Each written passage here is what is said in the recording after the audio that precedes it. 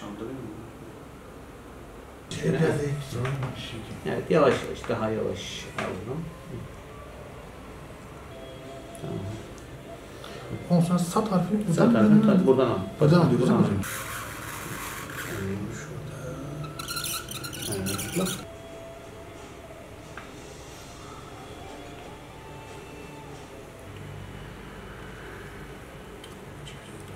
Hat sanatı biliyorsunuz Kur'an-ı Kerim'i güzel yazma sanatı olarak meydana çıkmış ve Kur'an sanatı olduğundan dolayı elbette ki bunun sadece öğrenciler ve eğitim kurumlarındaki eğitimle kalmıyor. Halk arasında da birçok aşığı var, bu işin seveni var. Yani yıllarca ben Kur'an-ı Kerim'e güzel bir Kur'an-ı Kerim yazayım, güzel bir ayet yazayım, güzel kendime bir tablo yazayım, bir Fatiha suresini yazayım diyen yüzlerce insan olmuş. Ancak Gaziantep'te tek hat atölyesi Mecidiyehan'da burada bulunmamız sebebiyle birçok arkadaşımız işleri, güçleri, işte yoğunluklarından dolayı evleri, alışverişleri, çocuklarının maişetlerini kazanmak zorunda olduklarından dolayı zaman bulamamışlar. Tabi bu pandemi süreci öğrencilerimizin okullara devam edememesi, kurslara devam edememesinden dolayı birazcık daha işlerin sakinleşmesine yol açtı. Sakinleşen esnaflarımız, bu arada Kur'an'ı yazmak ve hat sanatını öğrenmek isteyen esnaf arkadaşlarımız bize müracaat ettiler. Bu müracaatlar sonucunda biz tabii ki herkese öğretmeye hazırız ve tamamen ücretsiz, Allah rızası için bu sanatı yaptığımızdan dolayı ve biz de öyle hocalarımızdan gördüğümüzden dolayı yardımcı olmaya çalıştık arkadaşlarımıza, hepsine öğretmeye çalıştık. Arkadaşlarımız bu işlerin sakinlik döneminde o yıllarca içlerinde kalan ukdeyi, içlerinde kalan sevgiyi, aşkı gerçeğe, pratiğe dökmek istediler. Ve döküyorlar elhamdülillah. Hat sanatını güzel bir şekilde yazmaya çalışıyorlar. Malzemelerini aldılar, çalışmaya başladılar. Ellerinden geldikleri kadar boş zamanlarına tekrar ediyorlar. Ve bu arada hem esnaflıklarını yaparken hem dükkanlarında işlerini götürürken hem de yeni bir sanat, yeni bir İslam sanatı, kültür sanatıyla, Kur'an sanatıyla uğraşmak gibi güzel bir haslete yetişmiş oluyorlar. Aynı zamanda bizim gelen arkadaşlarımızda mesela ev hanımları var.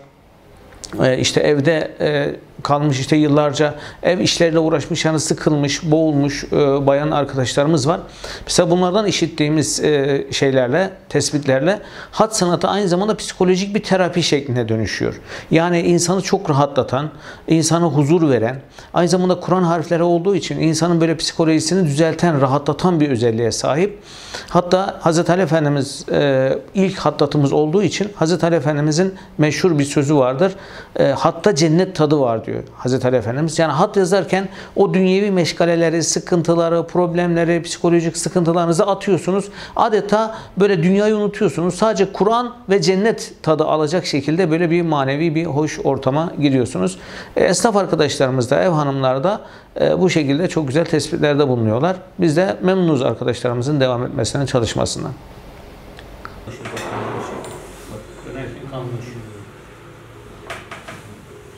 Hazreti Ali Kerremallahu Veçhi'ye buyurmuş olduğu ve tavsiye buyurduğu hat sanatını bizler de sağ olsun Mehmet hocamızın sayesiyle Gaziantep'te bu işi severek başladık 3-4 ay önce. 2-3 aydır da bir fiil elimizden geldiği sürece de hocamızın gösterdiği vecih üzere yapmaya çalışıyoruz inşallah. Kadim medeniyetimiz olan Osmanlı'dan ki bu dinimizin harfleri de zaten Arapça dediğimiz Osmanlıca kendi lisanımız olan bir harfleri tabiri caizse zaten ruhumuzda şey var, karşılığı muhakkak var. Karşılığı olduğundan dolayı biz bu işi severek yapmaya çalışıyoruz. Ki bu Antep'teki atölyelerden bir tane, sadece tek galiba Mehmet hocamız, tek atölye. Dedik kendisine başvurduk, hocam dedik, biz esnaflık yapıyoruz. Burada hat öğrenmek istiyoruz. Bize yardımcı olur musunuz dedik. Kendisi sağ olsun seve seve öğretiriz dedi. Sağ olsun onun gösterdiği vecih üzerine yapmaya çalışıyoruz, yani bir şeyler yazmaya çalışıyoruz inşallah. Tabii hatı sevmek lazım her şeyden önce. Hatta bizim Türk İslam medeniyetinin en nadide çalışmalarından bir tanesidir. Siyah şey mi çıkartıyordu falan? Tonu kaçar yani. Efendimiz Aleyhisselatü Vesselam'ın hadisinde buyurduğu, sizin en hayırlınız Kur'an'ı öğrenen ve öğretendir.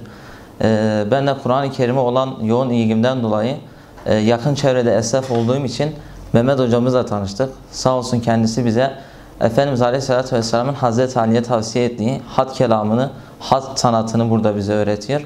Yani burada tanıştık. Yavaştan biz de hat derslerine başladık.